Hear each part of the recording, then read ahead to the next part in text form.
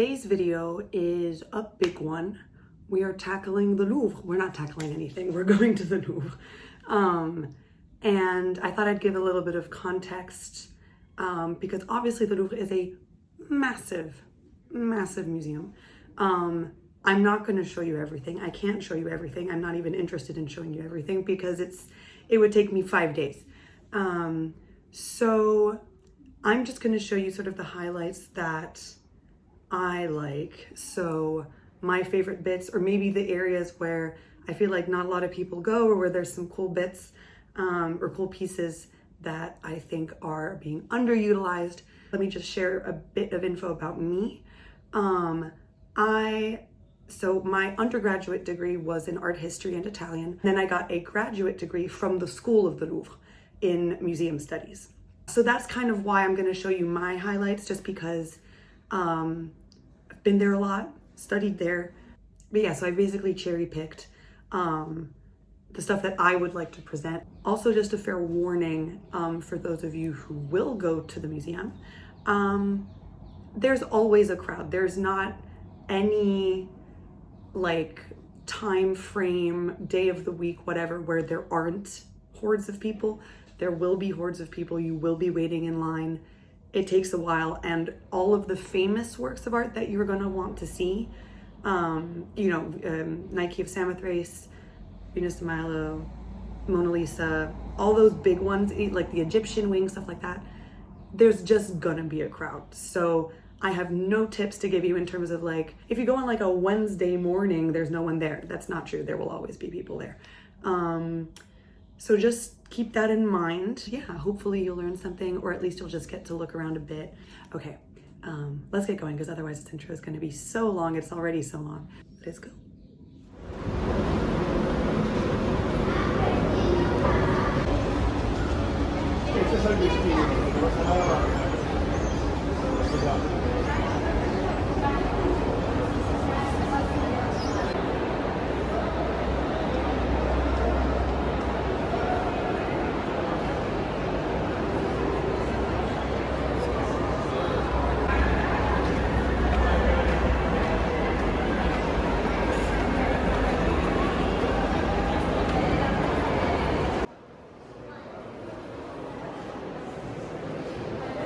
First stop today is the Pavillon de l'Horloge in the Sully wing of the museum, which shows you the medieval ruins of the old Louvre before the current museum was built.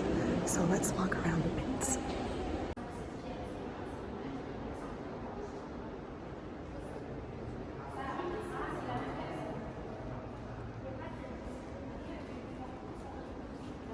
We're literally walking around the moat of the medieval fortress that was the Louvre before it was rebuilt at a later date. I realized that I should probably give some context about the history of the building before we keep going. So the Palace of the Louvre itself originally was a medieval fort.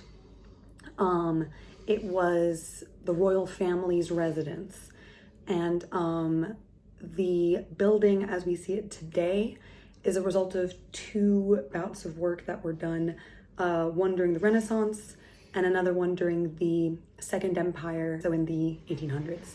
So the Louvre nowadays is also shaped like a U, and there used to be a wing at the bottom linking sort of the two legs, I guess, and that burned down. That was called the Tuileries, and now the Tuileries Gardens are there, but basically there used to be an extra wing. The Louvre was essentially the primary Parisian residence of the French monarchy, basically through Louis XIV, when he decided to move everything out to Versailles. That'll be a whole other episode. And it's been a museum since the 1800s. So just thought I'd add that in so everyone has the full context of the building itself.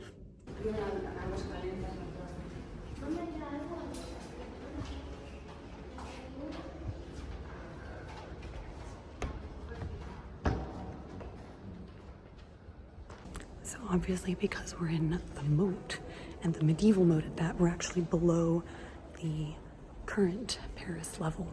or Paris floor level.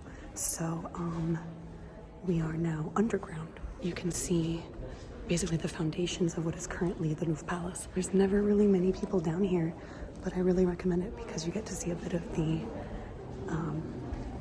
you get a feel of what the palace used to look like.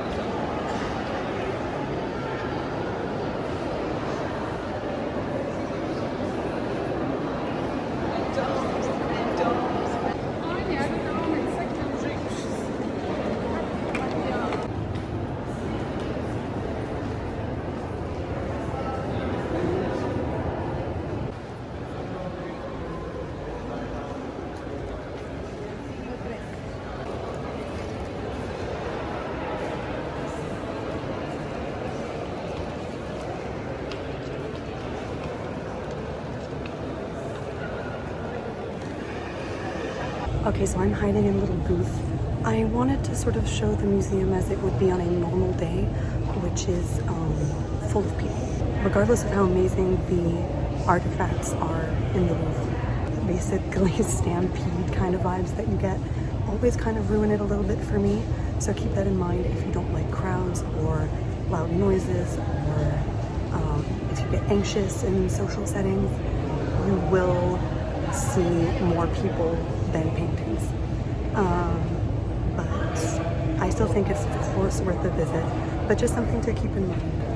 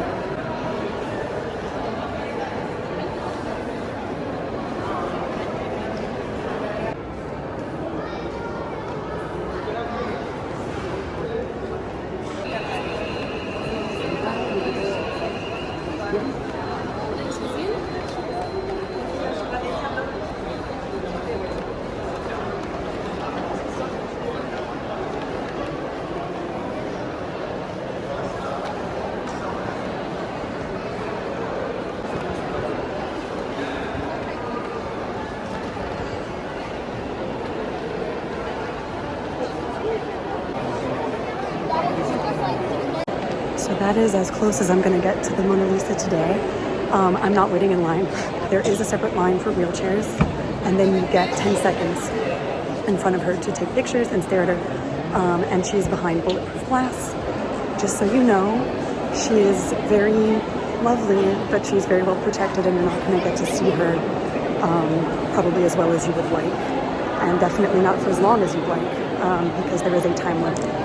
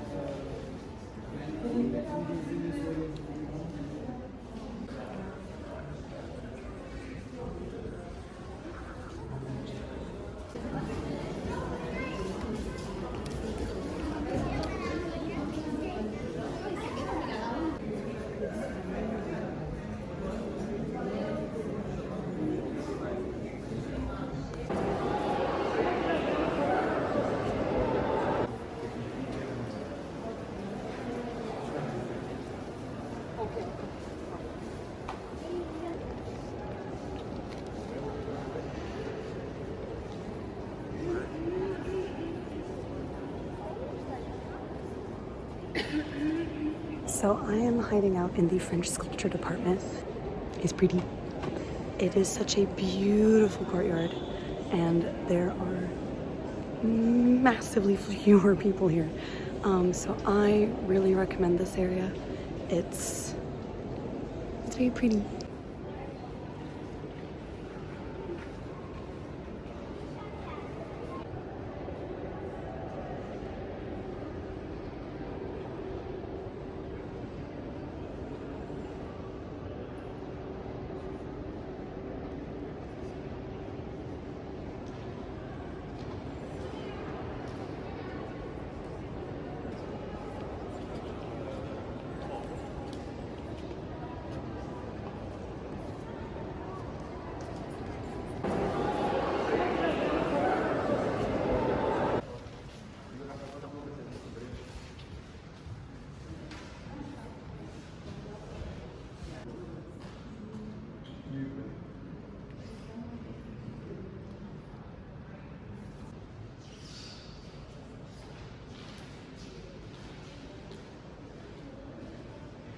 I'm now hiding out in the Objets d'Art section, which means literally objects of art, which could just summarize the entire museum. But there's tapestries, there's like marble and gold things.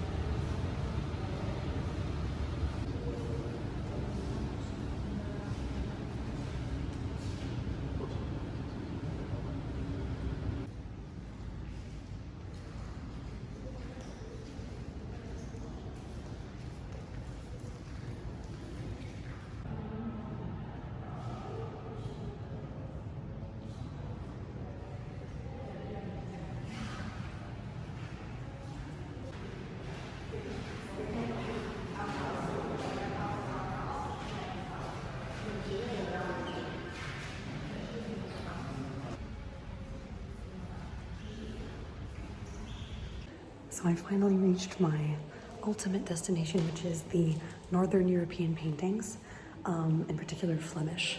And it's really, really beautiful. It's right under the roof as well. So even this part of the museum itself, like the building itself, is really nice. So yeah, I'm gonna finish off with Bosch and Bruegel. I have now been here for 3 hours and I need to escape. So yeah, see you in the next one.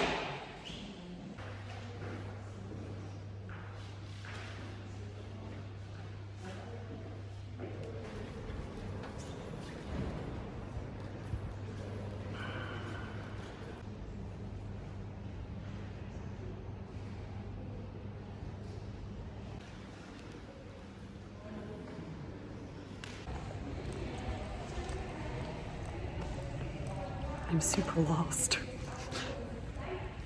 I've been in this section for like 20 minutes.